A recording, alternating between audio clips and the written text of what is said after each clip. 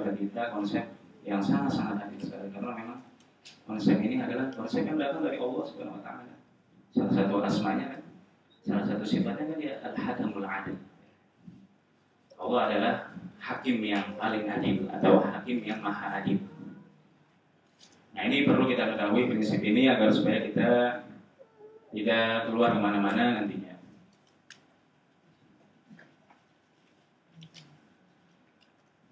Tadi saya disebutkan kalau pertanyaan-pertanyaan itu diakhiri. Saya sebenarnya lebih cenderung pertanyaan itu misalnya ada satu langsung misalnya satu gitu, tapi jangan banyak-banyak, satu aja. Kalau misalnya kebanyakan nggak selesai. Boleh nggak itu? Kayaknya kurang naik ya Pak. Kurang naik.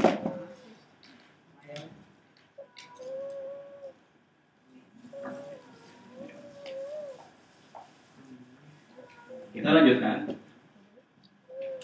Ibu-ibu yang saya hormati, prinsip-prinsip Islam sekarang antara suami istri. Nah, ini kita ingin mulai masuk ke sini.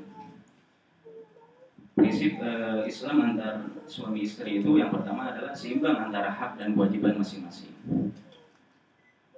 Itu yang pertama, prinsip yang pertama. Kemudian prinsip yang kedua, suami dan istri wajib mengetahui kewajiban dan hak masing-masing dalam Islam. Ini yang perlu kita perbahas.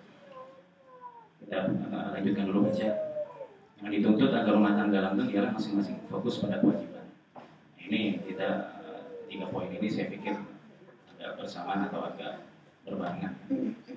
Artinya apa? Artinya bahwa di dalam suami istri kehidupan rumah tangga itu ada hak, ada kewajiban, dan itu sudah dijabarkan di dalam Al-Quran maupun di dalam Sunnah. Mungkin nanti kita bahas pada lembaran berikutnya ya. Di mana masing-masing dari suami atau istri itu harusnya kalau mau langgeng rumah tangganya fokus saja pada kewajibannya gitu ya. Kewajiban saya itu sebagai suami itu apa sih? Kewajiban saya sebagai suami adalah mencarikan nafkah buat istri saya, buat anak-anak saya. Itu kewajiban buat saya, fokus saja di situ. Sebaik mungkin, semaksimal mungkin, seoptimal mungkin. Kemudian juga mengajarkan di sela-sela waktunya itu pendidikan Islam kepada suami, kepada istri, mohon maaf, kepada anak. Nah, itu kewajiban suami. Kemudian sekarang kewajiban istri apa? Fokus juga si istri itu kewajibannya. Kewajibannya adalah patuh kepada suaminya. Kemudian juga dia melayani suaminya. Kemudian mendidik anak-anaknya dengan pendidikan Islam. Nah, itu fokus kepada kewajiban, langsung digariskan Allah namanya. Nah, kalau seseorang itu sudah fokus kepada kewajibannya, saya pikir nggak akan ada hak yang terbengkalai.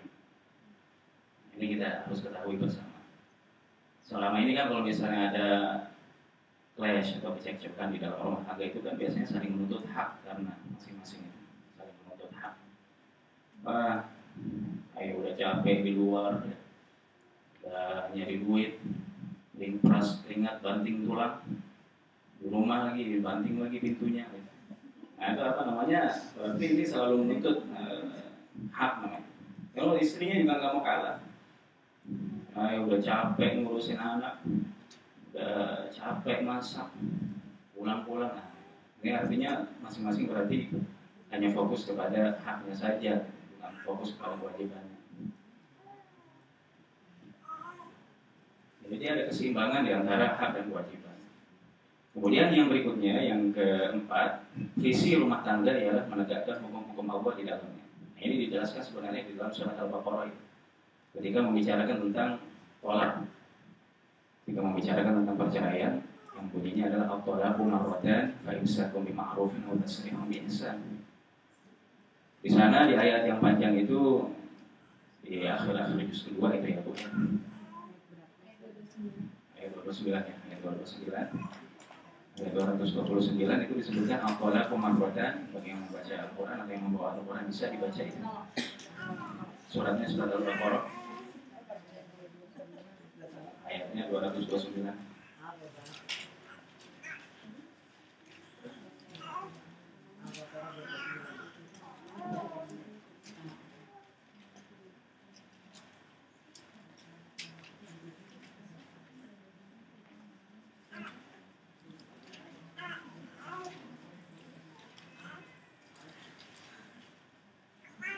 229. Ya, ayat 229 yang bunyinya at-talaqu marratan. Bismillah. Talak Gimana? talak yang dapat dirujuki hanya 2 kali. Sesudah itu boleh rujuk lagi dengan cara yang patut atau menceraikan istrinya dengan baik.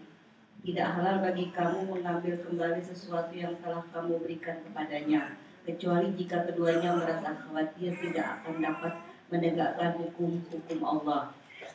Maka jika kamu khawatir bahwa keduanya tidak akan dapat menegakkan hukum-hukum Allah, maka tidak ada dosa atas keduanya tentang yang diberikan istrinya untuk menebus dirinya. Itulah hukum-hukum Allah, maka janganlah kamu melanggarnya. Dan barang siapa yang melanggar hukum-hukum Allah, mereka itulah orang-orang yang zalim. Nah, itu jadi ada suatu frase atau suatu kata atau suatu kalimat yang sering diulang oleh Allah di ayat itu. Apa itu yang sering diulang oleh Allah di ayat itu? Membaca tadi boleh jawab. Frase atau kata khusus di ayat itu yang sering diulang-ulang oleh Allah itu. Bukan ada yang sering diulang-ulang oleh Allah di situ, banyak kali itu diulang-ulang. Barang siapa yang melanggar hukum-hukum Allah, mereka itulah orang-orang zalim. Nah, ya hudud. Jadi hukum-hukum Allah. Jadi di situ ada hukum-hukum Allah yang sering diulang di ayat itu. 4 kali diulang hukum-hukum Allah ya. Ya. Ini menunjukkan bahwa dalam kehidupan rumah tangga sesungguhnya kita memiliki visi. Seorang muslim atau muslimah itu harus memiliki visi dalam membangun rumah tangga itu adalah untuk menegakkan hukum-hukum Allah sebenarnya. Untuk menegakkan hukum-hukum Allah yang berada di dalam rumah tangganya. Nah, itu sebenarnya visi umumnya kan begitu sebenarnya. Jadi kalau misalnya sebuah rumah tangga itu tidak bisa lagi menegakkan hukum Allah, maka itulah rumah tangga yang sudah akan berada di ambang untuk kehancuran. Jadi mesti visi punya itu hukum Allah itu. Memang ayat ini sangat menarik ya kalau kita bahas lebih lanjut. Nah, maka mau gak mau kalau kita ingin menegakkan hukum-hukum Allah, maka kita harus tahu apa hukum-hukum Allah yang berada di dalam Al-Quran dan di dalam hadis yang tujuannya adalah untuk membina rumah tangga. Di antaranya adalah yang tadi telah saya sebutkan mengenai kewajiban-kewajiban. Itu menegakkan hukum-hukum Allah juga. Seperti istri harus patuh kepada suami, hukum Allah. Seperti suami harus mencari nafkah itu. Jadi kalau misalnya mata kita sudah memandang ke arah visi yang disebutkan oleh Al-Baqarah 229 ini, insya Allah rumah tangga kita itu akan baik. Jadi dalam Islam itu tidak ada yang namanya misalnya wanita disuruh suaminya ini namanya perbudakan ini saya disuruh-suruh namanya perbudakan itu namanya seperti itu. Di dalam Islam itu saya patuh kepada suami saya berarti ini sedang menjalankan hukum Allah. Dimana kalau saya menjalankan hukum Allah berarti saya akan mendapatkan pahala dari Allah. Nah, ini harus kita pahami. Sebab dalam Islam itu konsep kita agama kita agama yang syamil atau yang menyeluruh. Kita dikasih pahala oleh Allah Ta'ala bukan hanya kalau kita sholat saja, bukan. Istri patuh sama suaminya itu dikasih pahala gitu. Karena dia sedang menegakkan hukum Allah. Suami mencari nafkah buat istri itu jadi kasih pahala. Nah ini jadi kita berangkatnya harus dengan pemahaman seperti ini. Kalau kita memisah-misahkannya maka terjebaklah kita ke dalam pemahaman yang dinamakan dengan sekularisme. Sekular ya, sekularisme. Kalau saya surat An-Nisa apabila suami tidak dapat memenuhi kebutuhan seorang istri, dia tidak boleh melarang seorang istri untuk keluar rumah, kayak bekerja atau rumah gitu. Ya, sangat bagus ini pertanyaannya. Seperti bagus itu ya pertanyaannya. Betul, di dalam Al-Quran itu yang kita harus ketahui bersama bahwa hukum asal dari suami adalah dia mencari nafkah buat istri. Itu hukum asal. Dan hukum asal dari seorang istri itu dia berada di rumah untuk melayani suaminya nanti, kemudian juga untuk didik anak-anaknya dengan pendidikan Islam yang baik. Tapi memang kalau misalnya ada kondisi tertentu mendesak, para ulama mengatakan kondisi yang mendesak namanya darurat namanya. Kalau suami sudah bekerja tapi penghasilannya tidak cukup, betul nggak cukup nih kan, kadang-kadang soalnya kita bilang nggak cukup padahal cukup. Ya, kadang-kadang kita begitu. Nah, ini nggak diinginkan sama Islam, ini namanya bersiasat, berhilah, gitu ya, berhilah. Padahal cukup dibilang nggak cukup. Ya, sampai kapan juga kebutuhan manusia memang nggak cukup. Kalau yang diturutin itu adalah nafsu. Ya, cukup. Jadi kalau misalnya taruhlah memang penghasilannya sebulan 3 juta, ya memang nggak cukup. 3 juta sebulan nggak cukup lah hidup di Jakarta. Mau nggak mau akhirnya istrinya bekerja di luar. Tapi para ulama kemudian menjelaskan kalau istrinya bekerja di luar dalam kondisi seperti ini harus dipilih pekerjaan-pekerjaan yang sesuai dengan fitrahnya. Ada batasan-batasannya. Sesuai dengan fitrahnya, taruhlah misalnya menjadi pengajar atau guru TK misalnya, sesuaikan dengan fitrahnya. Kalau jadi supir busway, sesuai nggak sama fitrahnya? Sesuai nggak sama fitrahnya, Bu? Saya tanya ibu ini ibu yang punya fitrah wanita kan ibu bukan saya. Tapi kan susah cari pekerjaan saat ini. Nah, ya, boleh ibu boleh, tapi saya mau tanya dulu nih sekali lagi. Sesuai nggak dengan fitrah ibu? Tidak. Nah, kalau tidak sesuai, ya berarti cari yang lain. Ya kan tadi saya bilang apa namanya, cari pekerjaan yang sesuai dengan fitrah. Insya Allah ya, insya Allah. Kalau berdoa kepada Allah, insya Allah. Saya kita lanjut ya Bu ya, lanjut dulu ya Bu. Baik. Terima kasih atas waktunya.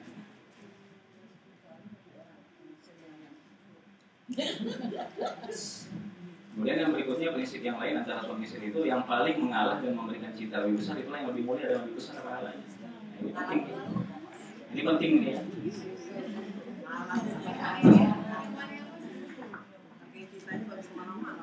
Antara suami dan istri maksud saya. Kadang-kadang kan apa namanya ada berpendapat misalnya gitu ya, si istri itu nih saya ngalah mulu, yang paling ditindas berarti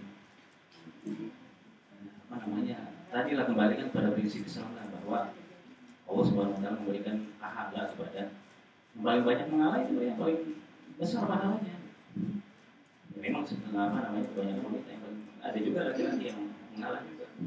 Harus punya pemahaman seperti ini. Artinya yang paling baik di antara keduanya itu yang ingin saya katakanlah, yang lebih tepat lah kata-katanya ya. Jadi kalau misalnya kurang tepat ya ditinggalkan aja, pilih kata-kata yang lebih tepat tadi. Yang lebih baik antara keduanya. Sebab ada hadisnya itu. Antara dua sahabat di sana yang paling baik siapa? Rasulullah kan menjawab yang paling melayani di antara kedua sahabat itu. Itu yang paling baik. Kita safar misalnya kepergian berdua misalnya teman-teman kita, siapa yang paling baik? Kata Rasulullah, yang paling baik adalah teman yang paling melayani temannya yang lain. Nah, begitu pun suami istri, siapa yang paling baik antara keduanya? Yang paling baik adalah yang paling melayani. Itu dalam Islam begitu. Yang paling besar cintanya itu kepada pasangan jenisnya. Saya nggak suka menyebut lawan jenis ya. Lawan jenis kayaknya berlawanan gitu. Pasangan jenis mungkin lebih pas gitu, lebih tepat. Itu yang lebih baik. Ini kita harus pahami hal seperti ini. Kita ini kan hidup di dunia saja ya Bu ya. Kita hidup nanti akan ke akhirat. Nah itu kita pandangkan ke sana, arah kita itu ke sana. Ketika membangun rumah tangga, kita tuh harus ke sana. Jangan arah kita dunia. Kalau dunia itu yang memang nggak kena terus. Kalau ukurannya adalah dunia, yang paling ngalah itu adalah yang paling kalah. Itu ukuran dunia. Kita ini ukuran akhirat. Harusnya. Kalau ukuran akhirat, insya Allah kita nggak akan terjebak hal seperti tadi. Nah, kemudian kita lanjutkan dulu definisi al-maratus sholihah dalam Al-Quran. Ini kita mau tahu nih, al-maratus sholihah dalam Al-Quran itu seperti apa ya? Al-maratus sholihah dalam Al-Quran disebutkan di dalam surat An-Nisa, surat keempat ayat 34. An-Nisa sama kayak nama pengajian. An-Nisa ya.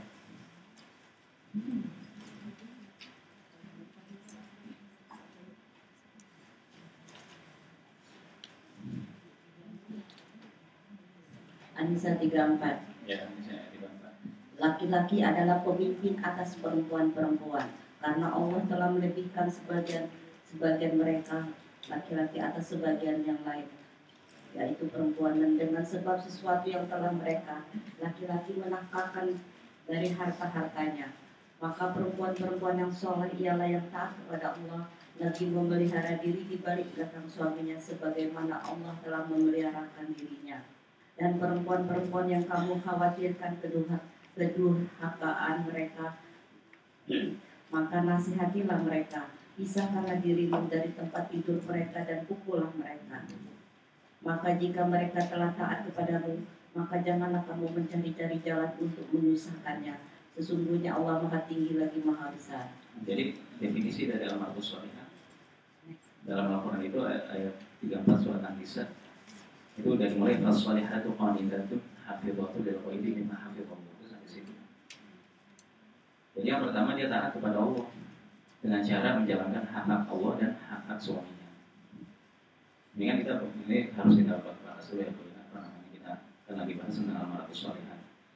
Ya, fokus kita ke al-mar'us shalihah gitu. Artinya yang saya ungkapkan adalah bahwa nanti mungkin ada kedengaran kata-kata misalnya apa namanya terlalu timpang gitu ya. Karena kalau kita mau bahas secara adil memang harus bahas dua-duanya memang. Kriteria laki-laki soleh dan kriteria wanita soleha kan gitu ya. Tapi karena keterbatasan waktu ya kita mesti bahas fokus di mar'us shalihah. Tapi makanya tadi di awal saya ungkapkan kan bahwa hak dan kewajiban itu sama antara laki-laki dan wanita dalam Islam. Kita bahas dulu, kita lanjutkan. An-Nisa ayat 34 ini fas-shalihat wanita shalihat, wanita shalihah. Sudah jelas kan shalihah. Jadi banyak wanita shalihah di dalam dunia ini banyak. Satu dua orang tapi banyak. Fas-shalihat wanita. Mereka adalah yang taat kepada Allah dengan cara menjalankan hak-hak Allah dan hak-hak suami. Ini terjemahannya kalau diterjemah mungkin taat gitu aja ya. Memang saya ungkapkan di sini, saya cantumkan juga pendapat ahli tafsir. Apa yang maksud dengan wanita? Seorang ahli tafsir bernama Imam Asy-Syaukani itu menjelaskan bahwa wanita tadi yang saya telah ungkapkan dia taat kepada Allah dengan cara menjalankan hak-hak Allah dan hak suami wanita. Kemudian hafizat lil ghaibi bima hafizallah. Artinya adalah dia menjaga dirinya dan menjaga harta serta kehormatan suaminya, terutama di saat suaminya tidak di sampingnya. Ya, itu maksud dari hafizatun bil ghaibi. Kira-kira jelas nggak ini dari dua kriteria tadi? Jelas ya? Nah kalau sudah jelas, kita lanjutkan lagi. Nah, di sini ada pembahasan yang mesti saya ungkapkan, yaitu tentang mar'atus shalihah, alias mar'atul wardiyah, wanita yang shalihah versus wanita barat. Tanpa saya menjelek-jelekan barat 100%, tentu saja tidak. Tentu masih di antara mereka ada yang baik. Memang ini secara umum gitu ya. Seperti yang dibahas di sini kan maksudnya secara pandang, cara pandang. Nah, sekarang kita mau bahas ini. Pertama, al-mar'atus shalihah itu dia taat kepada suami dan melayaninya ialah suatu kehormatan. Oh ya.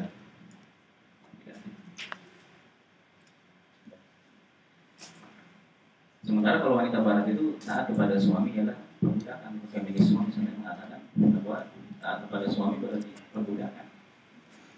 Sementara dalam Islam tidak. Contoh yang paling dikit atau yang paling dekat saja misalnya yang paling gampang itu seorang murid misalnya taat kepada guru.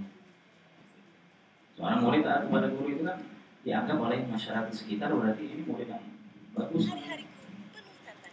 Sementara kalau murid itu tidak taat kepada gurunya, sebaliknya masyarakat akan mengatakan bahwa ini murid yang tidak baik kan. Itu dalam hubungan sosial aja kita begitu bisa ngambil. Iya, itu kan apa namanya lain lagi gitu. Nah, apa namanya ya tadi kalau suaminya nggak baik ya kan itu lain urusan gitu. Kita lagi bahas ini suami ini pasangan mar'atus shalihah dengan ar-rajul shalih gitu. Begitu juga misalnya ada seorang anak patuh kepada orang tuanya, itu kan anak yang baik. Ada misalnya seorang anak disuruh-suruh sama bapaknya lagi budakin saya, lagi dibudaknya sama orang tua saya kan nggak ada. Tapi istilah anak sekarang itu kan dikerjain yang membaca sama bokap. Iya. Berarti apa namanya itu bukan anak yang baik.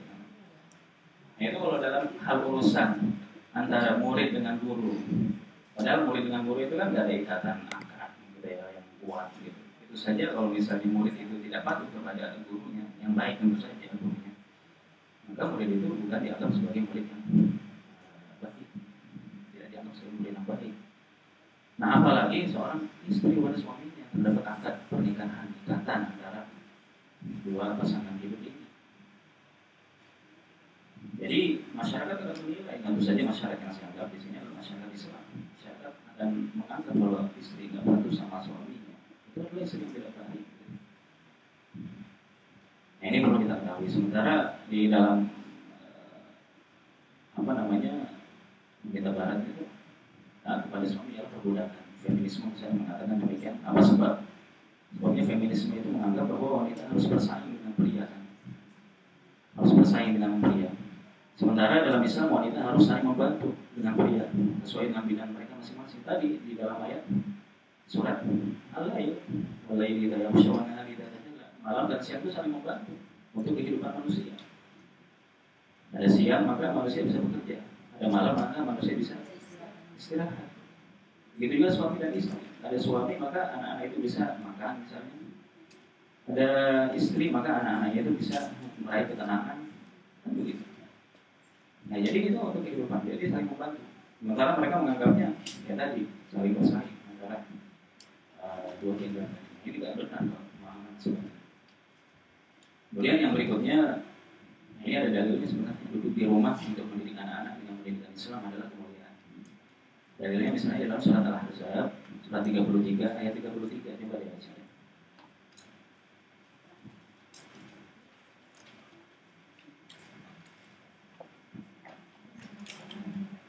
Dan hendaklah kamu tetap di rumahmu, dan janganlah kamu berhias dan bertingkah laku seperti orang-orang jahiliyah dahulu. Ya baik ya.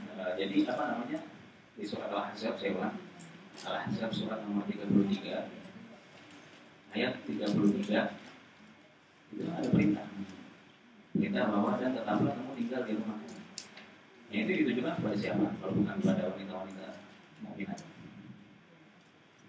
Ya, ditujukan kepada wanita-wanita mukminat agar mereka tinggal di rumah mereka. Tapi tentu saja tinggal di sini bukan artinya penjara, enggak, boleh keluar sama sekali tidak. Artinya sebagian besar waktu mereka harus berada di rumah. Tujuannya adalah untuk mendidik anak-anak kalau misalnya sudah ada anak-anak, dan juga untuk melayani suami. Dan ini bukan adat Arab ya, jangan dianggap nanti ini adat Arab ini. Ini adat Arab yang namanya mengkungkung wanita itu di rumah, dipingit, adat Arab tidak, sama sekali tidak. Sebab Al-Quran ini sudah jelas-jelas dari awal ketika dia mulai diperturunkan bahwa Al-Quran ini untuk al-alamin. Al-alamin itu untuk semua manusia. Konsep untuk semua manusia, bukan untuk orang Arab saja. Bukti kalau misalnya dia bukan orang untuk orang Arab saja, di dalam Al-Quran itu orang Arab nggak pernah dipanggil, nggak pernah. Yang dipanggil itu adalah ya ayuhan nas, wahai sekalian manusia. Ya ayyuhalladzina amanu, wahai orang yang beriman. Ya kan? Ya ayyuhal insan, wahai manusia. Itu dipanggilnya selalu begitu. Nggak pernah ya ayyuhal Arab misalnya, wahai orang-orang Arab gitu. Wahai orang-orang Badui, wahai orang-orang dusun, tidak ada hal-hal seperti itu, tidak ada. Jadi ini bukti bahwa Al-Quran itu diperuntukkan untuk kita semua. Yang beriman itu kan tidak hanya dari orang Arab. Yang beriman itu dari non-Arab juga beriman kepada Islam. Nah, jadi kita harus mengerti, harus mengetahui apa semua. Jadi dikungkungnya, nggak bagus ya. Artinya disuruhnya wanita itu untuk di rumah dan adat Arab, tapi adat Islam di mana Allah Subhanahu Wa Taala ingin mengajarkan kepada wanita-wanita mukminah, wanita-wanita muslimah. Dan ini lagi pula datangnya dalam bentuk perintah lagi, ya kan, amar. Di mana para ulama fikih atau para ulama usul fikih itu menegaskan yang namanya perintah itu hukum asalnya adalah wajib. Hukum asalnya wajib kecuali kalau misalnya ada hal-hal yang mengalihkannya kepada dari yang wajib tadi kepada yang sunnah atau kepada yang mubah. Ini hukum asalnya wajib. Tapi sekali lagi pada prakteknya yang dimaksud dengan tinggal di rumah ini maksudnya adalah sebagian besar waktu kamu ada di rumah. Sebab kita kenal juga di dalam hadis itu wanita-wanita juga terkadang keluar. Di antaranya untuk menuntut ilmu seperti ini misalnya keluar mereka ke masjid Rasulullah SAW mereka keluar. Atau sholat Id misalnya gitu ya, kita pernah mendengar keluar ke lapangan. Jadi dalam kondisi tertentu mereka keluar. Tapi kalau keluar pun maka mereka menjalankan apa yang Allah perintahkan. Nah itu yang diantaranya. Ya, silakan. Janganlah kalian keluar rumah dengan berdandan. Maksudnya kita nggak boleh pakai make up.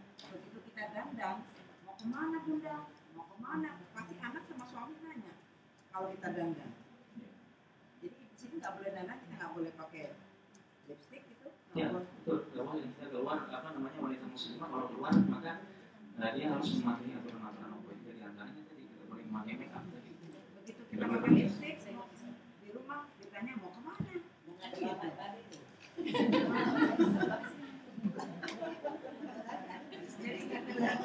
Jadi intinya di dalam Islam, yang namanya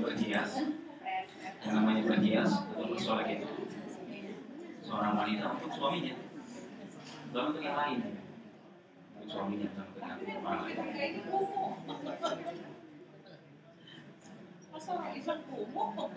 Enggak, insya Allah enggak. Kalau misalnya kita menjaga kebersihan, ya enggak. Bedak aja boleh dong kan?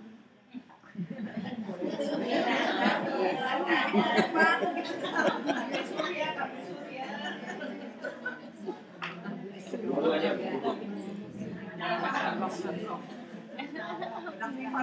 Wudu itu membersihkan fisik dan membersihkan batin. Kalau bedak paling cuma fisik aja. Enggak. Orang-orang Arab itu fatwa di wudu doang. Enggak kelihatan dosa, enggak kelihatan bulu seperti yang tadi disebutkan.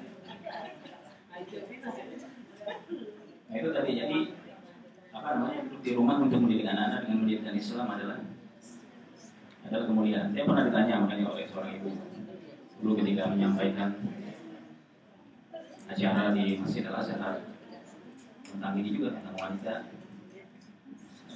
Kenapa sih tidak boleh? Ustaz tidak membolehkan, saya tidak membolehkan itu Islam. Kenapa Ustaz tidak membolehkan wanita keluar? Ya, apa namanya? Islam mengatakan bahwa Islam tidak membolehkan mereka keluar rumah. Mereka harus belajar. Tujuannya adalah untuk mendidik generasi Islam, generasi anak-anak Muslim, itu yang paling utama. Paling utama sebenarnya. Dan saya katakan kepada gimana sih Bu yang lebih terhormat sebenarnya di dalam kehidupan kita antara laki-laki dan wanita dalam hal ini. Laki-laki itu disuruh untuk mencari harta oleh Allah SWT, sumber daya uang. Sementara wanita disuruh untuk mengelola sumber daya manusia. Jadi anak-anak mana sebenarnya yang lebih terhormat itu mana sebenarnya? Gitu ya?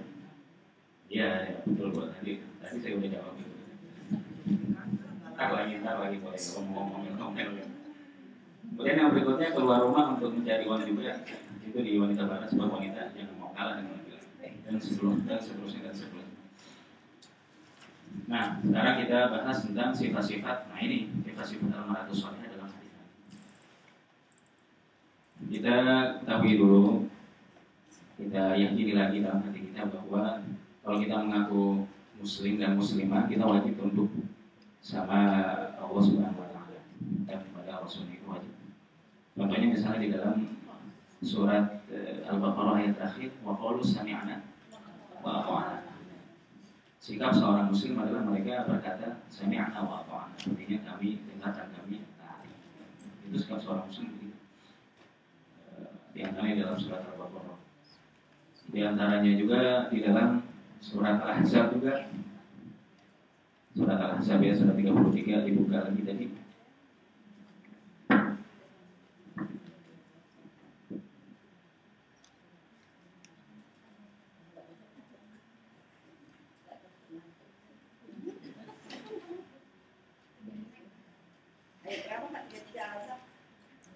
Surat 33 ayat 36 ya.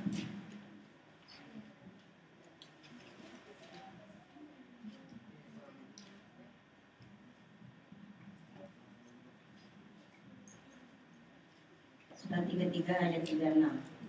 Dan tidaklah pantas bagi laki-laki yang mukmin dan tidak pula bagi perempuan yang mukmin apabila Allah dan Rasulnya telah menetapkan suatu ketetapan akan ada bagi mereka pilihan yang lain tentang urusan mereka. Dan barang siapa yang mendurhakai Allah dan Rasulnya, maka sungguh dia tersesat dengan kesesatan yang nyata. Apa namanya, meyakini ini dulu bahwa kita sebagai muslim wajib yakin bahwa apa yang datang dari Allah dan Rasul itu yang harus kita terima. Sementara kalau misalnya kita tidak mau menerima apa yang datang dari Allah dan Rasul, maka di sini divonis sebagai orang yang mudah sesat, bahkan sesat yang sangat nyata. Jadi harus kita yakini dulu ya. Islam itu ketika menyuruh atau mengajak orang-orang yang belum Islam, dia tidak memaksa mereka. Silakan kalau misalnya kalian mau beriman. Kalau mau kafir, kafirlah. Tapi ingat bagi orang yang kafir, orang yang zalim, itu akan Allah sediakan azab api neraka. Itu disebutkan di dalam surat Al-Kahfi. Famasya'a falyu'min wa masya'a falyakfur. Inna a'tadna lil-zalimina naran ahata bihim suradiquha. Jadi siapa yang mau beriman, ini sebelum masuk Islam ya. Silakan, siapa yang mau kafir ya silakan. Tapi ingat bagi orang yang kafir yang zalim itu akan kami sediakan api neraka. Nah, ini bebas dari kalau kafir. Tapi kalau orang itu udah Islam, dia diikat. Justru kalau udah masuk Islam kemudian diikat, ini bukti bahwa Allah Maha Rahman dan Maha Rahim. Udah masuk pada kebaikan harus diikat ya. Udah boleh dikeluarkan lagi dari Islam atau nggak Islam. Nah, jadi kalau kita sudah Islam, maka kita wajib menjalankan apa yang Allah perintahkan dan Rasulullah perintahkan. Jadi konsep Islam harus kita yakin dulu nih. Maka nanti ketika kita kemudian berhadapan dengan ayat-ayat Al-Quran, berhadapan dengan hadis-hadis Rasulullah, kita enteng jadinya. Gitu. Paling enggak kalau kita belum bisa menerapkannya, kita meyakininya itu benar. Jangan sampai kalau misalnya kita belum bisa menerapkannya, kemudian kita menggugatnya, nyari-nyari alasan. Nggak boleh sebenarnya. Ya, contoh yang paling gampang, yang paling dekat, poligami kan sekarang gitu ya Bu. Yang paling dekat kan begitu itu. Kalau belum bisa melakukan ya jangan kemudian menggugat. Sebab kalau misalnya menggugat itu udah bukan beriman sama ayat Allah. Ya, dia mah dia mending yang lebih baik kan seperti itu. Itu salah contoh yang dekat kan seperti itu. Banyak dalam hal-hal lain yang belum kita bisa praktekkan, jangan kemudian menggugatnya. Maaf ini ibu-ibu ya, kalau misalnya mungkin masih ada yang belum berhijab gitu ya. Hijab itu wajib di dalam Islam kan ya. Nah kalau misalnya kita belum bisa melakukannya, jangan kemudian cari-cari alasan. Cari alasan jilbab itu nggak wajib, gitu ya, nggak boleh. Harus diakui. Sebab di dalam akidah kita para ulama menegaskan, kalau misalnya kita meyakini bahwa sesuatu yang Allah perintahkan itu wajib, tapi kita belum bisa melakukannya, itu kita dosa. Tapi dosanya tidak seberat kalau misalnya orang itu malah menggugat ayat dan mencari-cari alasan untuk meruntuhkan ayat tadi. Atau yang paling gampang misalnya sholat gitu ya. Ada orang nggak sholat, tanya misalnya, kenapa kamu nggak sholat? Ya, saya lagi malas aja ini, capek. Wajib nggak sholat? Saya tahu itu sholat wajib, tapi dia nggak kerjain juga. Itu dosa besar. Tapi kalau misalnya dia bilang, kenapa kamu nggak sholat? Memang sholat apa? Sholat itu kan nggak wajib. Emang siapa? Nah, kalau udah sampai kayak begitu tuh udah keluar dari Islam. Itu lebih berat lagi daripada yang tadi orang pertama tadi. Nah ini perlu kita ketahui ya, harus kita hayati. Nah jadi sekarang kita mulai masuk dan kepada ini ada sekitar 10 menit lagi ya sebelum pertanyaan. Sifat-sifat al-mar'atus sholihah dalam hadis Nabi. Sifat-sifat al-mar'atus sholihah, wanita yang sholihah dalam hadis Nabi.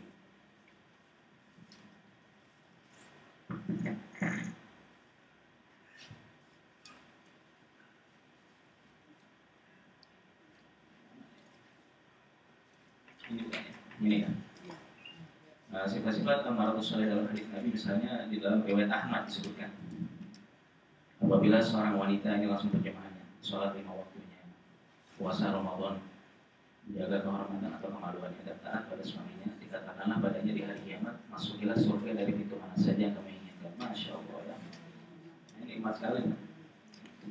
Laki-laki disuruh jihad, disuruh perang ya kan, baru bisa masuk surga. Perempuan kan nggak suruh perang, taat aja sama suaminya, masuk surga dari pintu mana saja yang dia inginkan. Dipanggil dari pintu mana saja yang kamu inginkan. Ya, luar biasa ini. Ini hadis yang saya kutipkan semua ini hadisnya ini kalau nggak sahih hasan gitu, jadi bisa diterima. dipanggil dari pintu surga mana aja, itu kan mirip kayak Sayyidina Abu Bakar As-Siddiq gitu kan.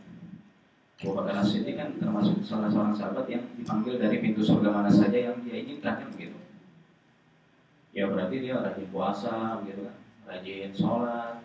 Jadi pintu surga khusus puasa manggil dia, pintu surga khusus sholat manggil dia juga, pintu surga khusus jihad manggil dia juga, dan sebagainya. Ini keutamaan yang sangat besar. Nah, kemudian yang kedua bisa kita baca sendiri ya. Apabila seorang suami memanggil istrinya untuk kebutuhannya, maka wajiblah bagi istrinya untuk mendatanginya. Tadi sudah lihat dari Tirmidzi. Dari mana tadi? Saya di awal tadi saya bilang apa ya? Di awal tadi apa tadi? Ya, bahkan di dalam riwayat Bukhari demikian. Kalau seorang suami memanggil istrinya untuk kebutuhannya, dia nggak mau. Kemudian gara-gara itu si suami dongkol, jengkel, maka itu bisa dilaknat oleh malaikat sampai pagi. Kemudian yang ketiga, wanita yang mencintai suaminya nih, hadis riwayat Tabrani, memiliki anak, jika ia marah atau disakiti suami atau suami marah kepadanya, ia berkata, inilah tanganku di tanganmu, aku tidak akan tidur sampai kau redha.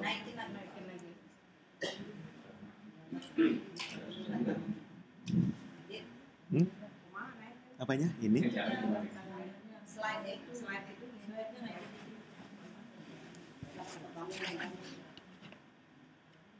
Dinaikin ke sini. Oh.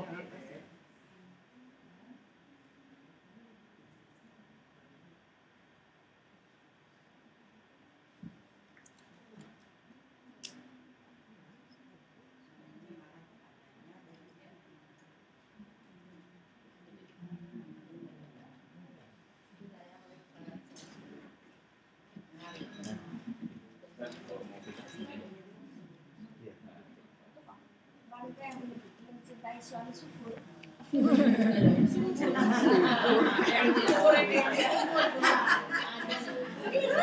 Itu ada pomanya Bu. Mencintai suaminya subur. Ada pomanya. Jadi itu sifat yang berikutnya, artinya dia memiliki anak maksudnya. bisa ya. Atau memiliki banyak anak.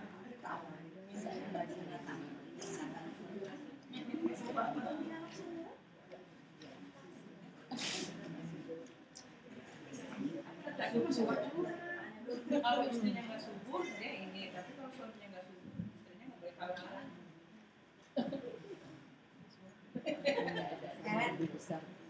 Gimana kita lari ke sekarang terakhir ini. Kita yang terakhir ini beberapa contoh. Bukan belum ya.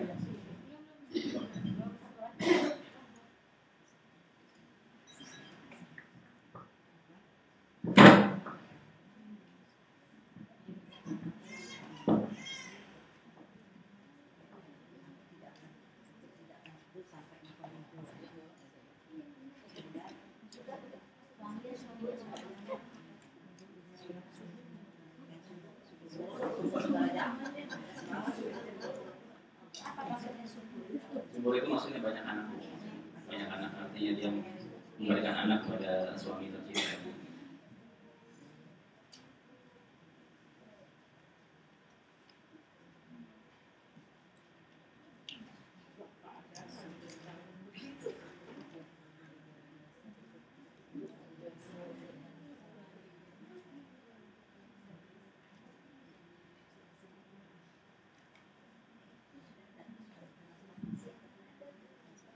Kasihan banget Pak, sama habisnya Pak. Udah nutup suaminya, sakit suami. Aku tidak akan tidur sampai engkau tidur. Tega banget. Kemudian yang terakhir beberapa contoh sikap wanita soleh dalam Al-Quran itu bisa ditulis dan bisa dibaca sendiri. Ini waktunya sudah pas untuk pertanyaannya. Silakan deh.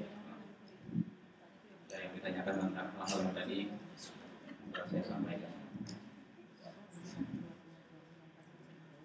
Nomor 1, 2, 3, 4, 5. Poin yang nomor 5 tuh Pak, bersabar menghadapi kelakuan suami yang pernah dikit. Yang kadang-kadang jauh dari ajaran Islam. At-Tahrim 66, 11.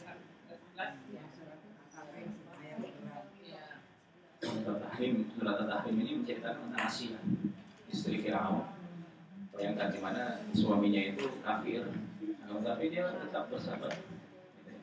Tetap komitmen dengan keimanan dan keislamannya, dan mungkin juga pernah menasihati Firaun untuk masuk ke dalam agama yang dibawa oleh Nabi Musa. Tapi kan kalau kita laki-laki tidak sholat berarti kita bersetubuh dengan anjing katanya. Apa namanya, para ulama menyebutkan bahwa kalau misalnya suami seperti itu ya sebagai istri yang baik maka dia menasihatinya. Tadi contoh itu lebih dahsyat lagi kan yang disebut di dalam surat At-Tahrim, istrinya Asia, mukminah. Suaminya kan mengaku Tuhan. Itu lebih dahsyat lagi daripada nggak sholat lagi. Jadi kalau misalnya mendapati suaminya nggak sholat, ya di sini maka diuji kesabarannya untuk menasihati suaminya untuk melakukan sholat. Nasihati dulu. Nah, langsung juga apa? Tapi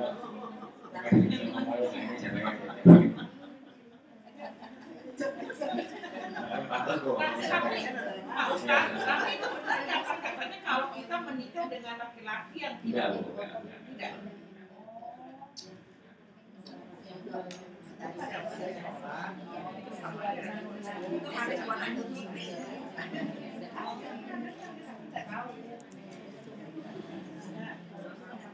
Benar kan Pak hadisnya tuh Pak? Iya. Palsu. Mana kalau yang bilang kayak tadi? Iya. Enggak bukan hadis juga. Kalau yang sesat bukti.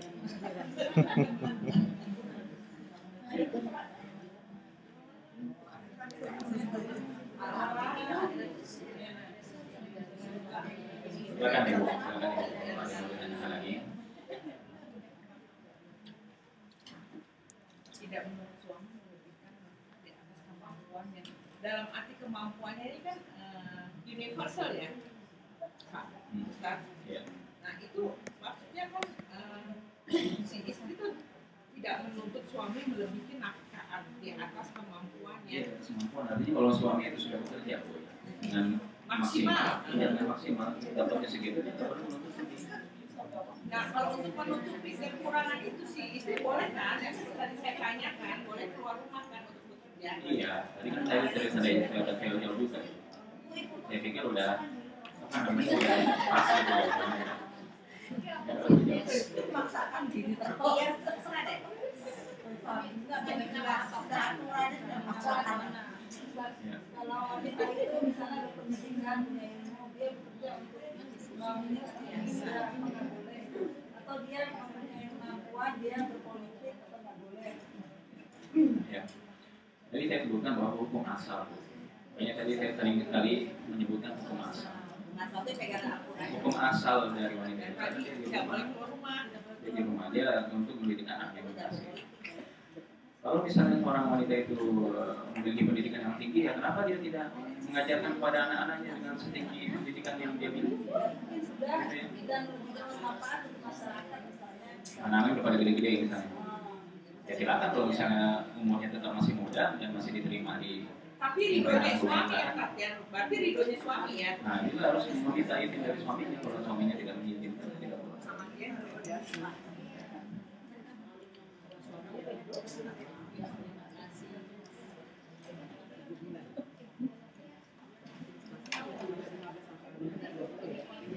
Ya ini permasalahan yang sering ditanyakan oleh terutama ibu-ibu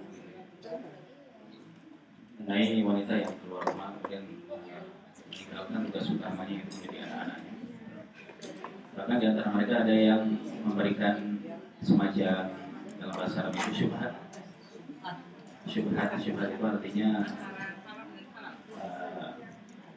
pemikiran yang ingin menjatuhkan, tapi sebenarnya itu kalau dibahas lebih lanjut bisa dicarikan jawabannya.